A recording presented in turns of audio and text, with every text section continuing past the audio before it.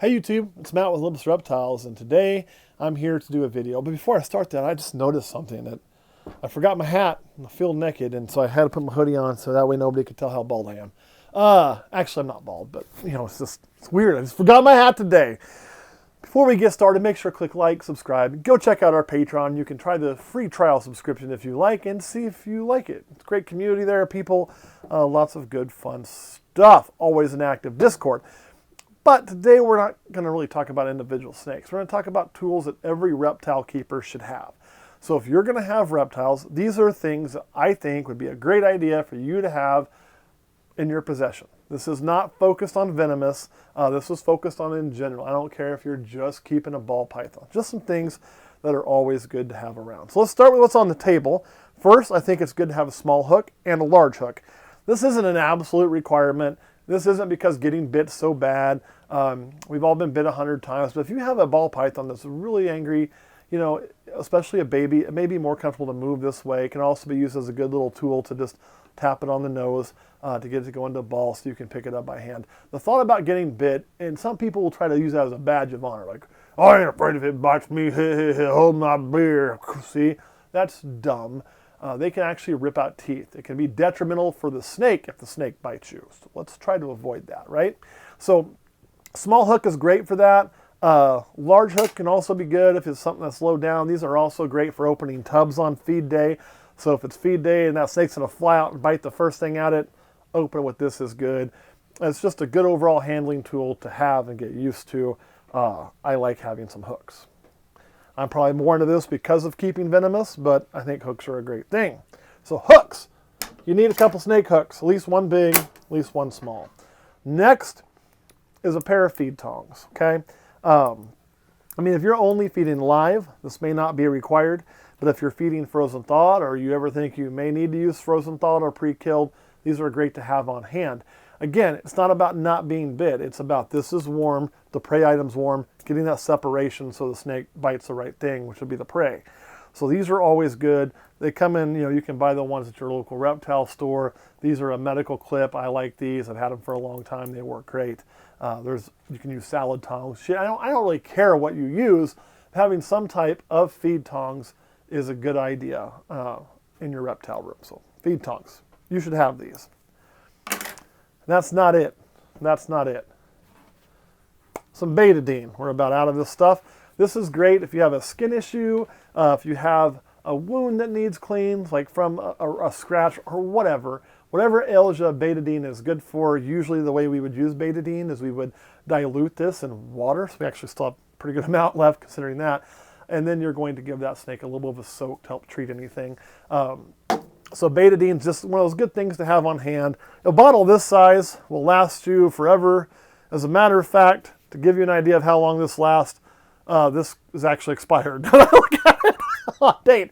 So this stuff lasts forever. So it's just a good antiseptic to have around. Betadine's a nice safe one. Don't let them drink it though.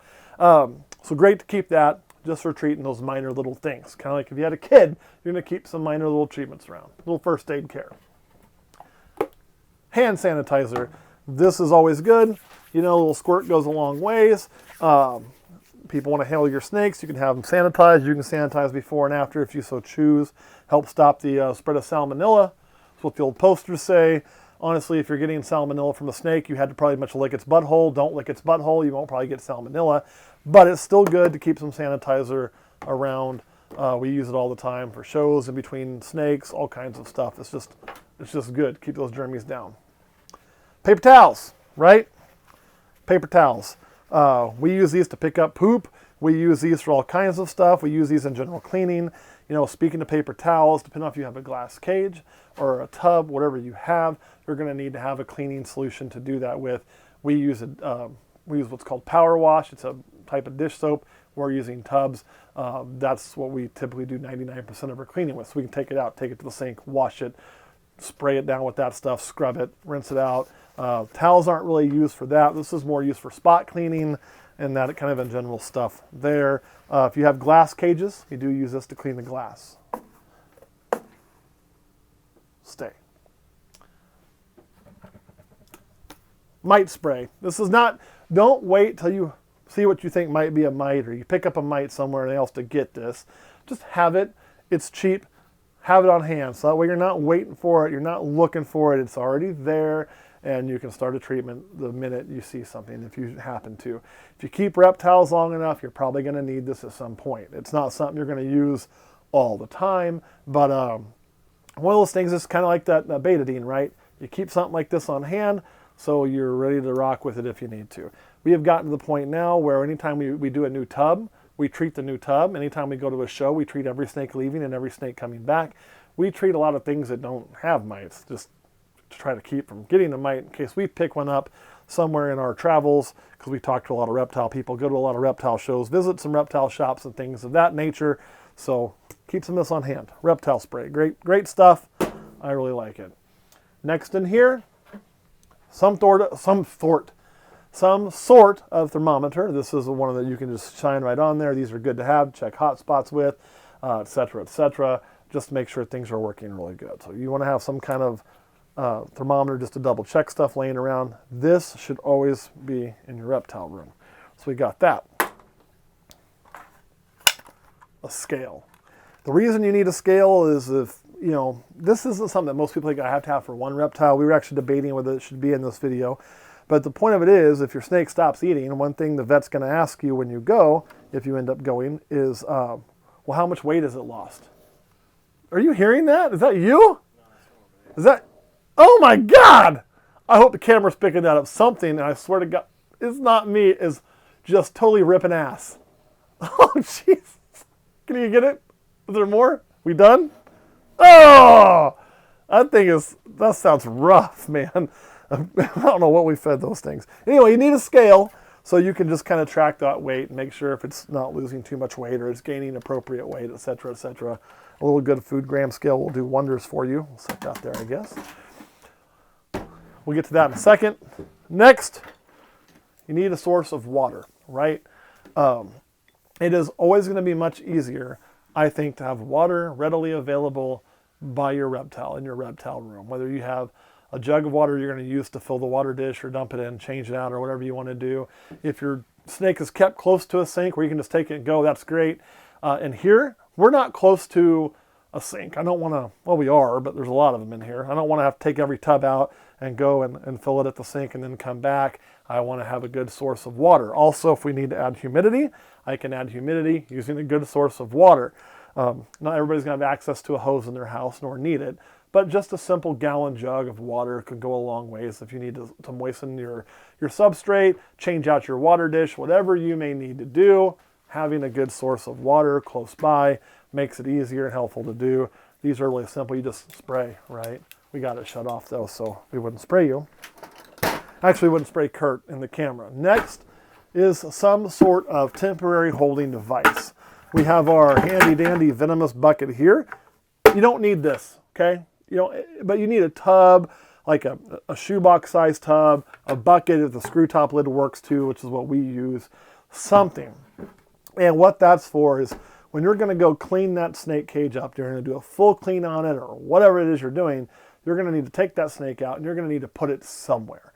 People say, well, just put it on me. That works great sometimes, but sometimes, especially using an older glass cage and, you know, your ass's elbows in there trying to scrub that down, the snake's running all over. It's just not the best solution. Put that snake somewhere, like a bucket, another tub, a shoebox with that you buy, like a plastic tub, whatever. Do your cleaning, and then you can transport that snake back to its environment. So some sort of holding tub is also highly recommended.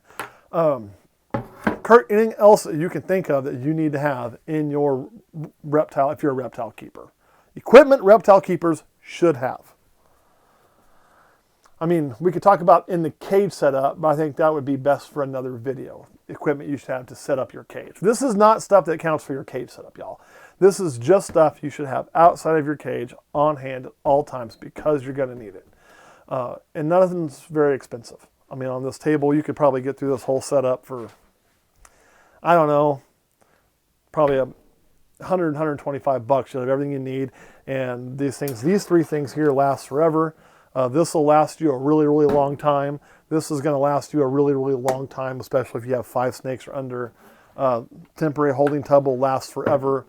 This will last probably years as long as you put batteries in it. So this thing, you're not going to have to reinvest in this a lot. But these are things I think you should need. Reptile Spray, Betadine, snake hooks of some sort, feeding tongs, thermometer, hand sanitizer. Always need paper towels and a holding tub. All right, guys, that is all I got. Kurt, any questions? Yeah, what you should say is if anyone else knows of anything, they can put it in the comments. If you do know of anything else we forgot to mention, put it in the comments. We probably have it here. We probably just didn't think to include it in this. And maybe you have something that'll make our life easier we don't have. So stick it down there in the comments. We're going to slide over to Patreon, and we're going to talk about some additional tools that I think are very important to have on hand if you plan to breed. All right, guys, thanks for watching. We'll see you next time.